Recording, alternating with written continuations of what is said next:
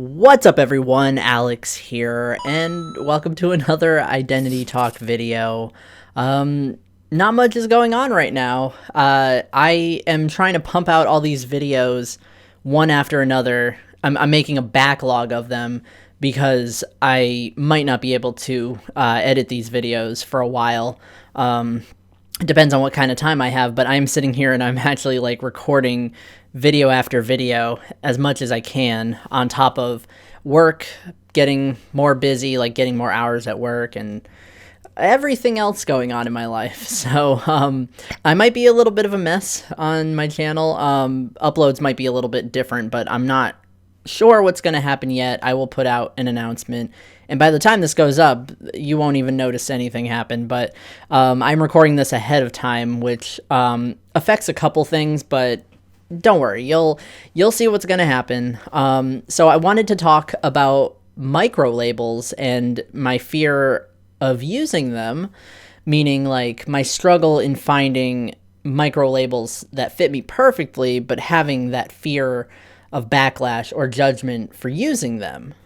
Having access to microlabels, like hyper-specific queer labels, gender labels, sexuality labels, has like really helped me figure out where I'm at identity-wise, like how I view myself, how I view my gender. Like I've got all this language for it, but having like these very specific labels helps to kind of condense all of that explaining.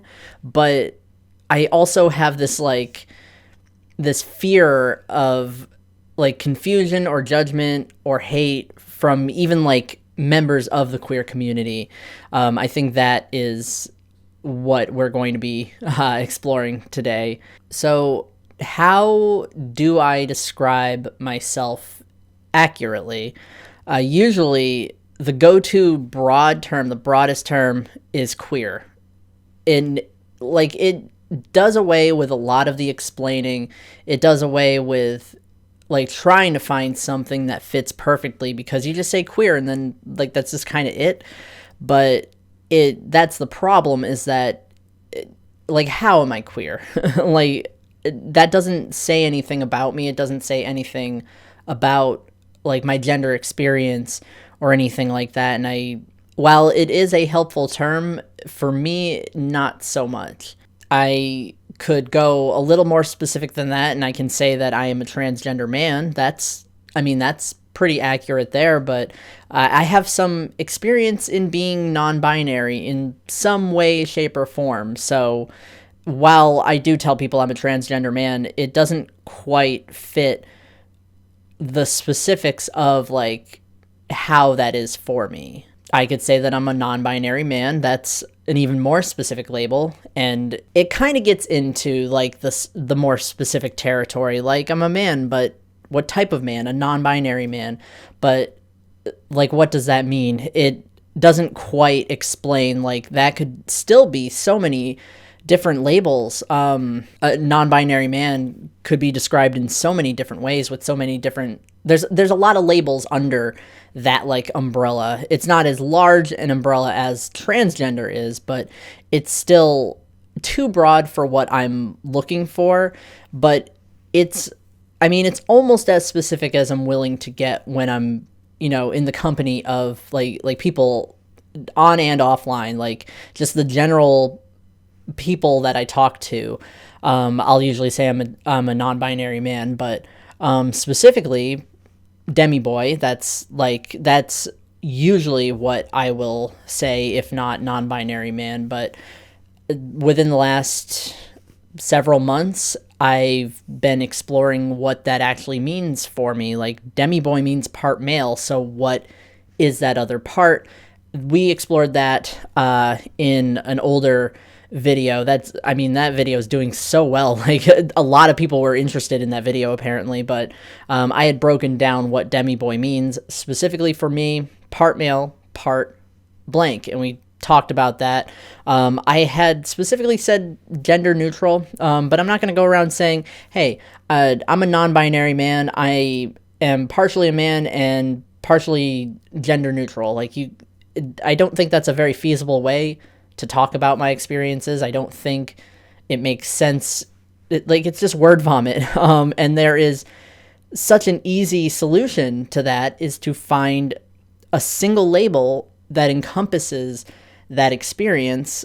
But like not a lot of people are cool with like hyper specific labels. Like I'm always going to get the question, like, why doesn't demi boy suffice? Like, why doesn't that help explain your particular gendered situation, your gender experience? And that's where you get into the dangerous territory of either finding a label that's only been around for like 5-6 years, something brand new that somebody coined, or you coin your own label. And at that point, that's where it gets scary. I had coined the term veratrum. I'm going to put it on screen. It comes from the Latin masculine noun vir and neutrum, like a combination of those words, neutrum meaning neutral in Latin. And I even made a flag for it. I have it right there on screen. That is the flag I use in my icon for the Gender Collector himself blog. And it's, I mean, I don't use it super openly, and not a lot of people know about it. I've coined words that people are actually regularly using for themselves, but I don't think I've ever seen anyone use veratrum before. And I mean, I don't even know how I feel about the label. Like I wanted to find a different sounding word, but for now that's what I'm going with. And I mean, it helps because what we're doing here is solving a lexical gap. Like I don't have the language to describe this one thing with one like definitive word, so I made a word that could fill that. Like people do that all the time, but I don't think people understand that that's just how all gender labels came about, was that somebody invented it because there wasn't a word for a specific type of gender or gender experience or like something like that. My gender feels complex enough that it needs a neo label, a micro label. I don't know what you would like particularly call it, but I mean, even veratrum might not specifically fit as well as I need it to. Like somewhere down the line, I'm probably going to realize that like it means part male and part gender neutral, but gender neutral is such a broad term. I might end up like finding a different kind of word or coming up with a different kind of word, and it's still towing that like dangerous territory of like I'm gonna get laughed at best, and you know, at worst being called a faker, being called like, I don't know, someone who's choosing to be trans to be trendy, or whatever people are saying about it. But I mean, because of the issue with not being able to use so much terminology to describe my experiences, like I'm stuck with the broader terms. I talked about labels that resonate with me. I did a video on that, and basically I just collect all these male related terms, and like I kind of pick and choose, like, okay, so like this is kind of what my experience is. Like this sounds a little bit like me, so I'm going to like kind of tell people like it's kind of like this, or it's like somewhat in this direction, but I haven't like settled on any one label that fits and also kind of pleases everyone. I don't want my identity to be something palatable. I don't want to like silence myself or stifle myself in order to like appeal to a more broader audience. Like I've never wanted to do that, but like I still like I still feel so hesitant, even in like other, like even in groups online, even when people like are like super queer, super gender nonconforming, even so I get that hesitation where it's like, what are they gonna think when I like bring this up? Like, hey, I use this word for myself, and I don't know if that's worse or if it's worse having a ton of identities, like this huge list of male related terms that I resonate with, that I just like, I don't know, a lot of people have like Google Docs with all of their hoarded genders. That is an actual identity, gender hoarder. I'm not sure if that's what I would be. Did my mic pick that thunder up? Oh my goodness. I was on a roll and then thunder started rolling. So, wow. So, gender hoarder is an actual identity. And I had asked before recording this video what that actually means specifically. And I guess it's got two different definitions, or two parts to a definition. It is somebody who collects gender labels that resonate with them. And some of the people who do this, some gender hoarders, are every gender that they have in this hoard of theirs. And then the other part of the definition is that they're just labels that resonate with them. They're not literally every one of those identities, but like they're kind of like me, where they have this list of gender labels that they relate to in some way, in some part, just not like fully. They're not every single one of those. So that's what that is. I've been questioning whether that's actually what I am. I don't consider myself multi-gendered, so I don't think I would literally say I am every gender within like that list of terminology that I particularly like, that I have an interest in or that I relate to. But yeah, I did do a video on labels that resonate with me. If I remember, I always say that, but I'll try to put it on the end card. And then there are attractional microlabels, which is even more difficult for me because, I mean, I talked about complications with finding labels, like attractional labels that fit me. Like, what is even my sexuality? I say something different every time I'm in the presence of like anybody. Technically gay fits because I found this definition of gay online that said it's the attraction to the same or similar genders. I don't know if it's exclusive though. A lot of people use it as an umbrella term, like, oh, I'm so gay, even though they are actually bisexual or pansexual. I've seen it used as a broader term like that.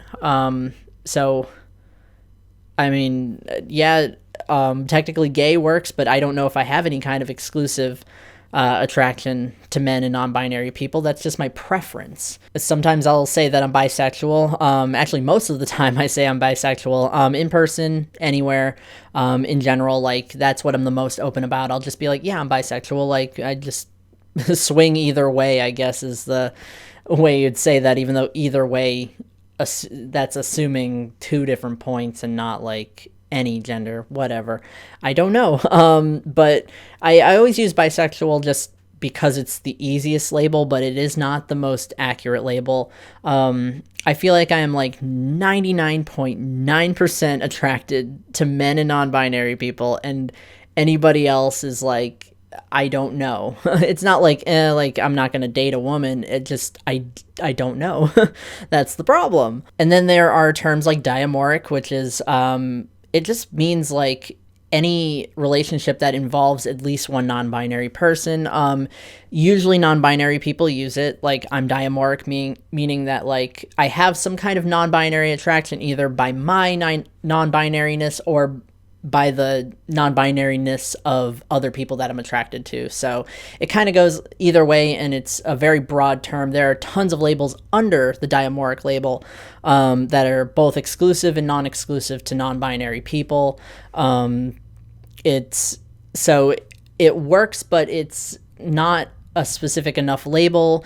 But at that point, like, who's going to know what diamoric is? I kind of had to explain what that was. It's a lesser known label, at least in the general queer community, like LGBTQ, and like I was going to say where's the D, but you know what? I'm going to no. Underneath the diamoric label is opalian, which is, first of all, exactly the term that I'm looking for. And it has a really pretty flag. Like, let me put the flag up here. It looks like opal. It looks opalescent. That's why I like it. It fits. There's a whole, like, there's a whole series of like gem related attractional terms, and opalian is specifically anyone who's non-binary or a man attracted to men and non-binary people. Non-binary men are under this, and just non-binary people as well. But it requires explaining. As you can see, I'm explaining this term because a lot of people probably don't know what that is. My boyfriend watches this channel, and he's not going to know what opalian is, but it is pretty much what I'm looking for in a label, and I wish that this particular micro label was more well known. I don't think it's really a micro label, because lesbian's a very specific label for a very specific type of attraction, and nobody really calls that a micro label. And opalian, I think, is just as broad a term as lesbian is, so I don't think it would be called a micro label, but it is a neo label. It had to have been coined in like the early 2010s. Past like 2009, a lot of terminology has been coined on the internet. So like this one kind of falls into that like territory. So I mean, that doesn't make it any less valid. It's just harder to explain what it is. I mean, conversation starters, I guess I could like get like a little button or a flag with the colors on it. That would be really cool if anybody even like makes Pride merch with that kind of stuff on it, because I feel like anybody who like makes that like on Etsy, I feel like they're not going to make like a lot of sales on like hyper specific things. But I don't know, maybe there's actually like something out there. Like maybe I'd be able to find something. I also made note of another even lesser known label, Uranic, which is like the planet Uranus. There's 3 terms that I had found: Neptunic, Saturnic, Uranic. Uranic is, I think it's just generally non-binary or attraction to men and non-binary people. And I think like, is it actually, let me think, I don't remember, hold on, I actually have to look it up because I didn't like specifically write it, even though I know that it's a label that kind of fits. I don't think it's like gender loving gender, like that format. I don't think it has anything to do with the gender of the person. So Uranic LGBT. I like that. How did that come up in... Okay, here we go. Attraction to men and non-binary people. So it does not... Anybody can be Uranic. Anybody of any gender can be Uranic. So Saturnic would be attraction to unaligned non-binary people, I think. And Neptunic should be the attraction to women and non-binary people. Something like that. I was interested in those labels, but not particularly drawn to them, but I like to keep terms like that in mind. Like anything that includes men and non-binary people, I like to kind of put that aside. Like, I relate to this. It is a mini hoard. I don't hoard a lot of attractional labels. And I mean, it gets even more complicated if I use the split attraction model. So splitting romantic, sexual, platonic attraction, that makes it even more difficult for me, I guess. Then I just don't really know. That's probably for another video. I'll probably do like a sexuality part 2 type video. But yeah, basically I want to use specific terms to define or describe my gender and attraction, but it makes me feel really silly if it's not within like specific online spaces. I still have that fear of being judged, but I mean, like, hyper specific labels help me find communities online where we can relate to the same experiences. I do not really relate to the broader like gay experience because I mean, it's a lot of cis men. I mean, I've never liked, not never liked, but I've never felt like I fit in with like communities like on Grindr, like dating websites like that. I always feel like I'm still explaining myself as like a genderqueer man. Like, yeah, so here's the breakdown of my gender and my attraction and all the things you need to know. Like, I need a packet. I need a welcome packet. If you're gonna date me, like that's the issue I'm having here.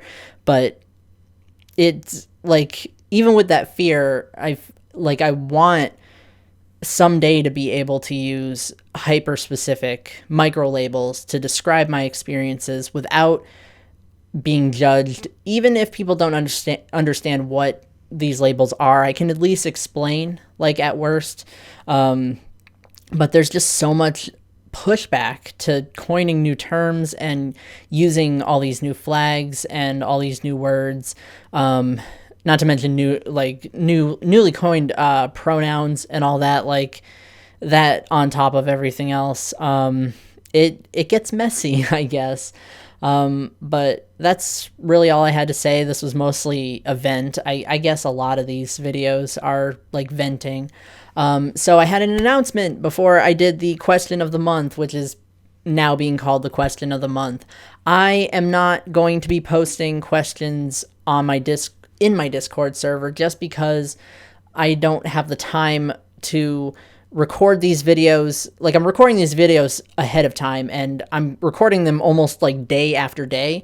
I don't know why I did the sequence that way. It's mirrored camera stuff, but I'm not going to be like posting questions in the Discord server. So if you want to answer the question of the month, it has to be in the comment section on the video. It's a lot easier. I know that it avoids, like, I'm not going to be able to like actually read the answers read the answers to the questions, like I did in previous videos, but that's just going to be the format for now. And I'm calling it the question of the month. So I guess the question of the month would be, do you use microlabels, or do you find it easier to use broader terms to describe you?